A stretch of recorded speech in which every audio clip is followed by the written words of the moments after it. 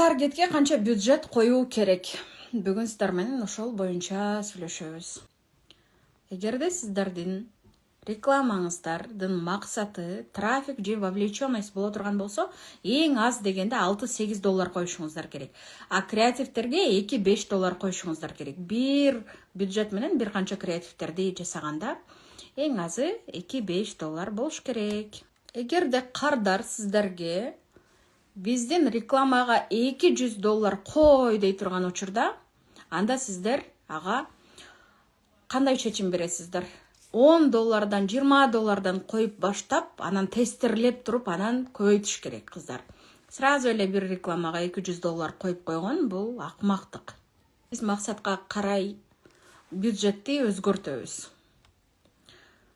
Мисалы, эгерде биз тренинг болуп атса же мастер-класс болуп атса, тренингке 35 адам чогултуш керек болсо же 50 адам чогултуш керек болсо, анан бир реклама кетирдиңиз $15 бюджет менен 12 адам катталды дейли. Эми ушул 12% конверсия болот. Эми бизге 35 адам чогултуш үчүн болжол менен канча керек? Максатка жетүү үчүн биз 100 адамдын ичинен 35 адамга сатуу керек деп ойлоно турган болсок, анда 12 конверсия менен, проценттик конверсия менен 35 адамга жетүү үчүн 100 адамдын 12си сатып алса, анда эмне болот? 3 эсе көбөйтүшүбүз керек болот. Демек, лидтердин санын 3 эсеге көбөйтөбүз. Бизге 300 лид керек. 100 адамдын 12си сатып алса, 300 адамдын анда ошондо болжол менен бизге 35 сатып алат. Эми караңыздар, бюджетти биз $45 коюшубуз керек. Ошондо бизде жанагы мастер-классыбызга же тренингибизге орундар толот кыздар.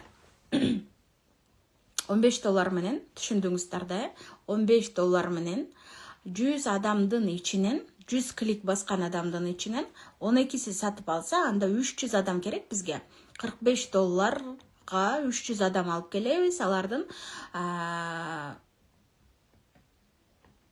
алардын ичинен 35 орунду толтурабыз. Мына ушинтип эсептеп беребиз кыздар. Биз рекламабыздын негизинде ушул нерселерди эсептеп беребиз. Эми бюджет менен иштеген учурда 5 эрежени сактайбыз. Биринчиси, бирден бюджетти чоңойтпойбуз. Мисалы, $200 кой дегенде сразу $200 кое турган болсок, акча слив болот. Анан давай, сен результат болбоду, сен таргетиңден акчаны кайтарып бер деген учурлар болот. Ошон үчүн алдынан эле сиздер жок $10 коюп чоңойтобуз десеңиз болот. Бирден бюджетти койбойбуз дагы, 15-20% өстүрүп отурабыз. Мисалы, $10 боло турган болсо 30 кылабыз.